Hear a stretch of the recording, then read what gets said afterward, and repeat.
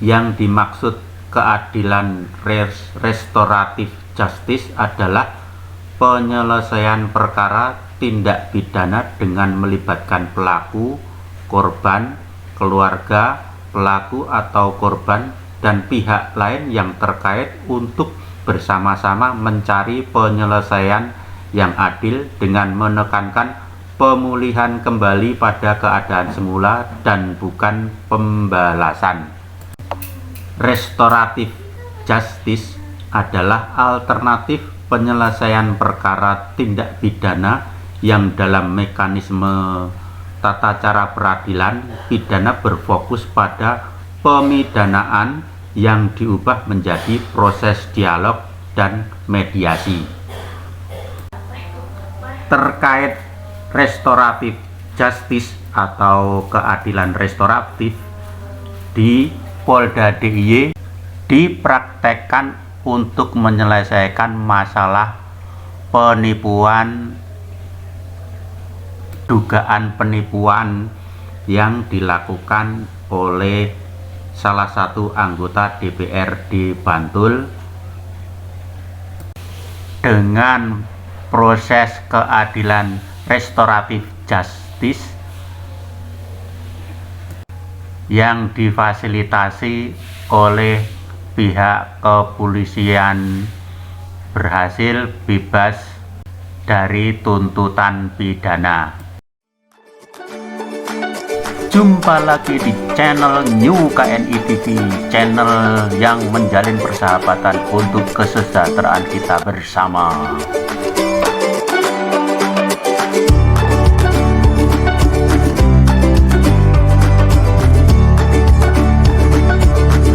Kasus ini ada 3 laporan polisi terkait dengan penipuan dan penggelapan. Kemudian terlapornya adalah rekan-rekan sudah ketahui salah satu anggota dewan di Kabupaten Bantul berinisial ESJ. Kemudian dari pelaporan tersebut, upaya-upaya yang kita sudah lakukan, ya, di antara melakukan pemeriksaan saksi-saksi. Setelah pemeriksaan saksi-saksi, kemudian kita juga melakukan pemeriksaan kepada tersangka. Jadi dari 3 LP ini, masing-masing LP ada 5 saksi yang kita periksa. Ya, jadi kurang lebih dari 3 LP ini ada 15 orang saksi yang kita periksa, ditambah 1 tersangka. Kemudian selain kita melakukan pemeriksaan para saksi-saksi dan tersangka, ya, yang pada akhirnya menjadi tersangka, kita juga melakukan penyitaan barang bukti, ya, penyitaan barang bukti yang tentunya terkait dengan tindak pidana yang dilaporkan oleh para pelapor. Kemudian setelah itu, tentunya setelah proses itu kita melakukan gelar perkara untuk penetapan status tersangka terhadap saudara ESJ dengan unsur-unsurnya sudah terpenuhi. Kemudian di dalam gelar perkara tersebut menyampaikan, memutuskan bahwa saudara ESJ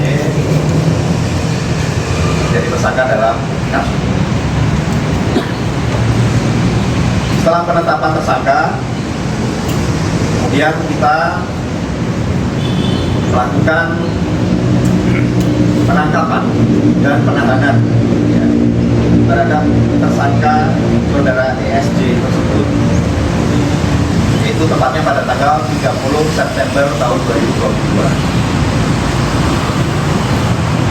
Setelah tersangka kita amankan dan ditahan di rutan Direktorat Akti Polda DIY, kemudian dalam proses penahanan tersebut sekaligus kita juga melengkapi hal-hal yang diperlukan dalam proses penanganan kasus penipuan penggelapan. Kemudian dalam perjalanannya, ya,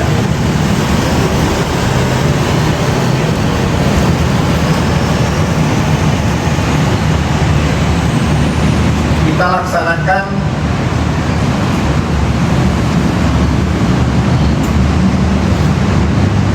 penghentian penyidikan atau restoratif justice pada tanggal 15 November tahun 2022. Tentunya dalam proses penghentian penyidikan ini kita sudah mendasari dari beberapa persyaratan-persyaratan yang menjadi syarat dalam penghentian penyidikan. Nah, di antaranya ya, pelapor atas nama saudara Hajiman itu sudah menunjukkan kwitansi pelunasan sebesar 75 juta pada tanggal 11 Oktober tahun 2022.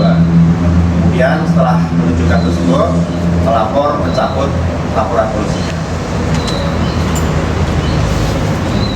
Pada tanggal yang sama, pelapor atas nama saudara Dr. Andes Y. Sutarno juga sudah menunjukkan kwitansi pembayaran sebesar 40 juta, kemudian juga mencabut laporan polisinya. Dan di tanggal yang sama juga, tanggal 11 Oktober 2022, saudara pelapor Agus Sumarto juga sudah menunjukkan kwitansi pembayaran sebesar 150 juta, kemudian mencabut laporan polisinya. Dari seluruh laporan polisi yang diterima oleh Direktorat Reskrim Polda DIY, dari pelapor saudara Hajiman, saudara Sutarno, dan saudara Agus Sumarto telah diselesaikan secara kekeluargaan dan kerugiannya sudah dikembalikan semuanya. Dan perkara tersebut kemudian kita lakukan gelar perkara untuk dihentikan penyidikannya demi hukum restoratif pada tanggal 15 November tahun 2022. Perlu rekan-rekan awak media ketahui bahwa keadilan restoratif ini adalah keadilan yang melibatkan pelaku, ya, kemudian korban, kemudian juga keluarga pelaku, keluarga korban, untuk bersama-sama mencari penyelesaian yang adil, ya, melalui perdamaian dengan proses untuk memulihkan kembali ke keadaan semula. Jadi kalau menurut budaya orang Timur bisa diibaratkan restoratif justice ini sama seperti musyawarah untuk mencapai mufakat. Namun dalam restoratif justice ini tentunya ada syarat-syarat yang harus dipenuhi, ya, yang harus dilakukan oleh para pihak. Persyaratan-persyaratan tersebut tentunya sudah dipenuhi, kemudian keadilan restoratif atau restoratif justice ini bisa dilaksanakan. Tadi sudah disampaikan oleh Pak Kasih Humas, bahwa tentunya kami dari Kepolisian Negara Republik Indonesia Polda DIY sangat mendukung dan mendorong terhadap penyelesaian perdamaian, ya, yang disepakati oleh para pihak. Artinya ada hal-hal yang menjadi persoalan kemudian bisa diselesaikan secara musyawarah untuk mufakat tadi, itu suatu langkah yang baik, suatu langkah yang kita dukung. Sehingga tentunya kita tidak ingin dalam melaksanakan proses hukum mengedepankan restoratif justice ini. Ya, tentunya dengan syarat-syarat yang tadi sudah saya sampaikan. Itu beberapa hal yang menjadi upaya-upaya yang sudah kita lakukan maupun proses yang saat ini sudah kita tempuh dan jalani, yang perlu rekan-rekan ketahui. Terkait pertanyaan tadi, jadi pada saat terlapor ini dilaporkan kasus yang kami tangani, yang bersangkutan masih menjadi anggota DPRD Kabupaten Bandung. Namun pada saat ini tentunya kita kembalikan kepada mekanisme yang berlaku, ya. Mungkin secara lebih detailnya mungkin bisa ditanyakan pada mekanisme di partai maupun di sekretariat Dewan yang ada di DPRD Kabupaten Bandung. Ya, betul. Berarti untuk kerugian korban yang dikembalikan itu sama persis dengan kerugian awal atau dilebihkan atau seperti apa?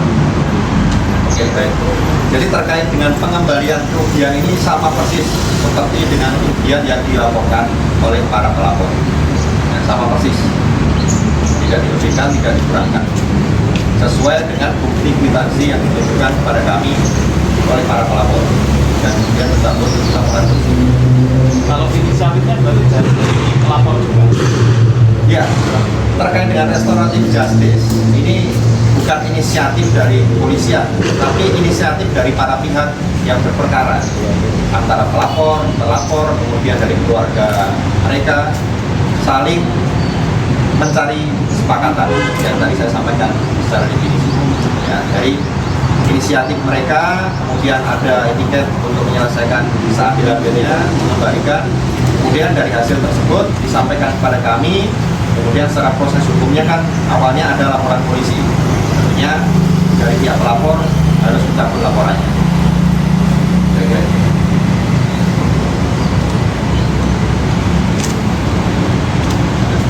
Saya tambahkan sedikit pertanyaan. Polisi memfasilitasi proses restoratif justice-nya.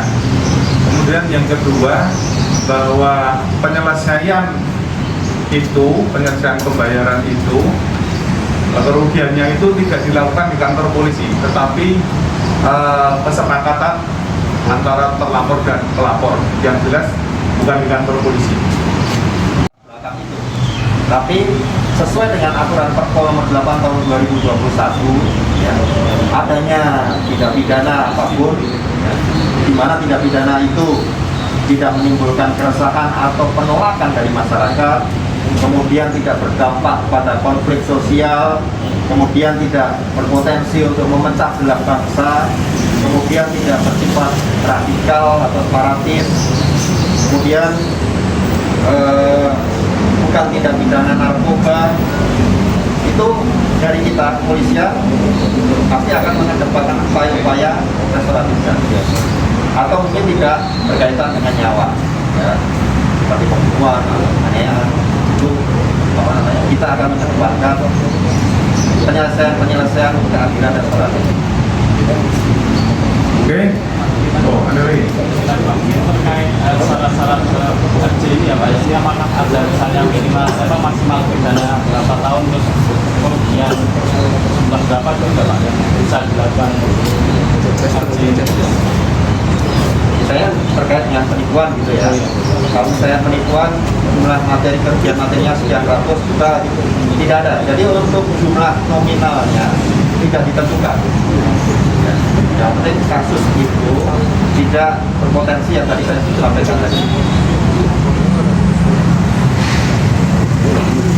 Pak, apakah penyidik juga menggali dari pelapor, Pak? Apa yang mendasari pelapor itu akhirnya mencabut, apakah murni karena sudah dikembalikan itu atau ada faktor lain yang diperintahkan dari pelapor ke penyidik? Jadi pelapor itu pada awalnya juga intinya hanya ingin uangnya kembali. Nah, jadi dalam prosesnya kemudian karena awalnya uang itu tidak kembali, kemudian sampai buat laporan polisi, ya kita proses sesuai dengan unsur-unsur yang tertentu. Ya, itu kemudian sebenarnya kita juga melakukan upaya-upaya hukum, upaya-upaya proses hukum. Ya. Nah, namun dalam diri prosesnya ternyata ada kesepakatan antara pihak ini, kemudian ada pembayaran dari pergantian kerugian, kemudian ada pencabutan laporan, otomatis keadilan restoratif secara formil bisa kita penuhi.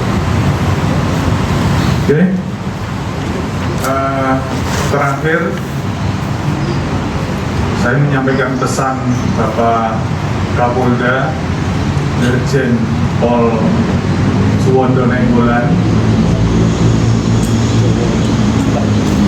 Manakala masyarakat mengetahui tindak pidana yang berkaitan dengan penambangan ilegal, berkaitan dengan perjudian, berkaitan dengan narkoba, silakan melaporkan kepada kami, kepada Polda DIY, melaporkan dalam arti membuat laporan polisi, ataupun bisa saja juga sekedar memberikan informasi yang nantinya informasi itu akan dikembangkan atau akan ditindaklanjuti oleh para petugas kami. Jadi bisa datang langsung atau bisa memberikan informasi melalui nomor telepon layanan pengaduan yang ada di kami ataupun melalui medsos yang ada di Polda DIY. Terima kasih rekan-rekan atas kehadirannya. Matur nuwun. Assalamualaikum warahmatullahi wabarakatuh. Terima kasih.